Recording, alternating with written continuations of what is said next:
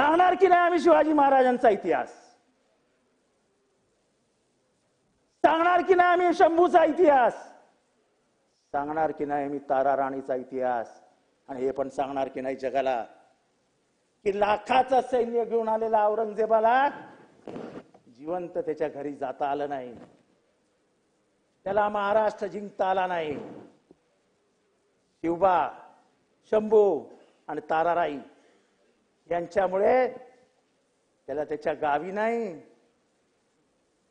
त्याला माझ्या मराठी मातीत, त्याला माझ्या मराठी मातीत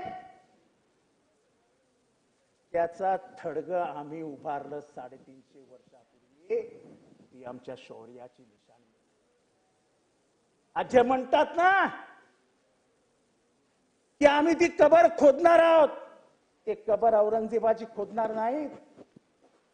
ती कबर संभाजी, शिवाजी आणि ताराराणीच्या इतिहासाची खोदतायत.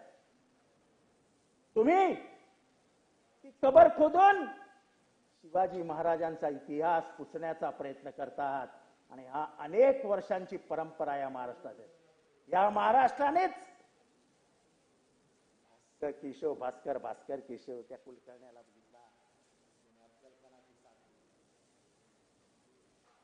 याच महाराष्ट्राने बघितला, याच महाराष्ट्राने नारो कुलकर्णीला बघितला. अखेरीस दिल्लीच्या दरबारात गेलेले शिवाजी महाराज कोणामुळे गेले हो? कोणामुळे गेले? कोण होता तो? मुसलमान होता.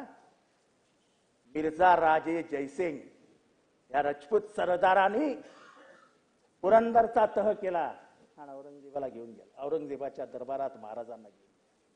त्या महाराजांचा इतिहास पुसण्याचा प्रयत्न करू नका, त्याला जातीय रंग देऊ नका.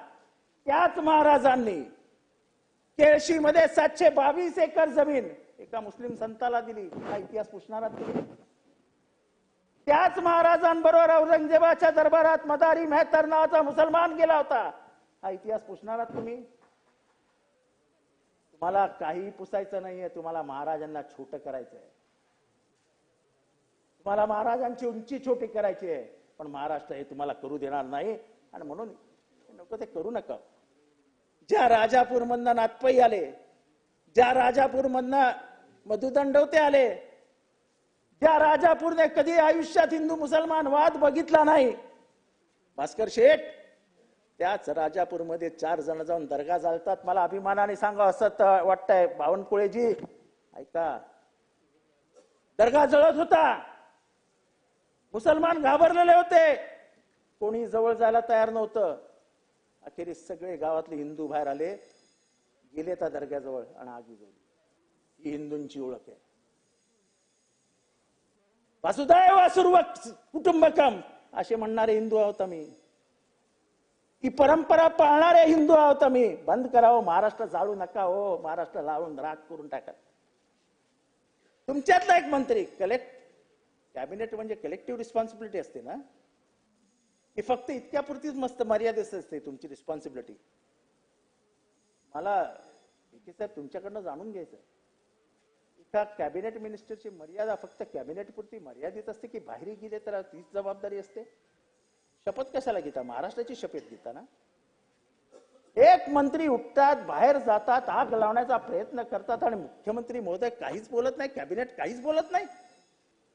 कधी औरंगजेबावर आग लागते तर कधी हलाल का, काय हलाल का, नाही नाही नाही नाही का हलाल का झटका.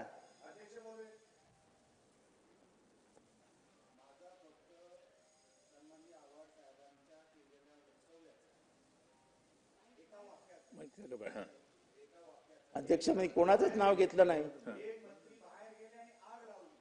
याचा काय अर्थ होतो त्यांनी सभागृहाला सांगावं. काय संबंध होता त्या मंत्र्यांचा त्या राजापूरच्या घटनेशी? त्यांच्याकडे काय पुरावा आहे का? आव्हाड साहेबांनी सांगावं या सभागृहाला. राजापूरमध्ये नेमकं काय घडलं? आव्हाड साहेब, तुम्ही राजापुराचे नाहीत, तुम्हाला माहिती नाही.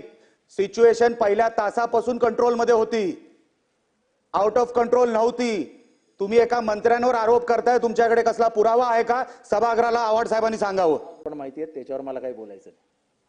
अध्यक्ष महोदय, मी हलाल आणि झटका या प्रकरणावर बोलत होतो. मला फक्त सरकारला विचारायचं आहे आणि सरकारकडनं मला माहिती हवी आहे.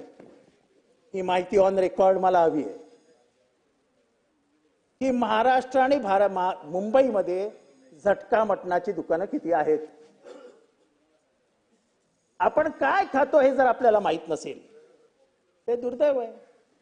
महाराष्ट्राची खाद्य संस्कृती आहे आणि त्यामुळे महाराष्ट्रामध्ये झटका मटणाची दुकानं किती आहेत ह्याच्यावरनं हे सिद्ध होईल की महाराष्ट्राची जनता कुठलं मटण खाते. आम्ही वर्षानुवर्ष मटण खातो आणि आम्हाला सांगायला लाजही वाटत नाही.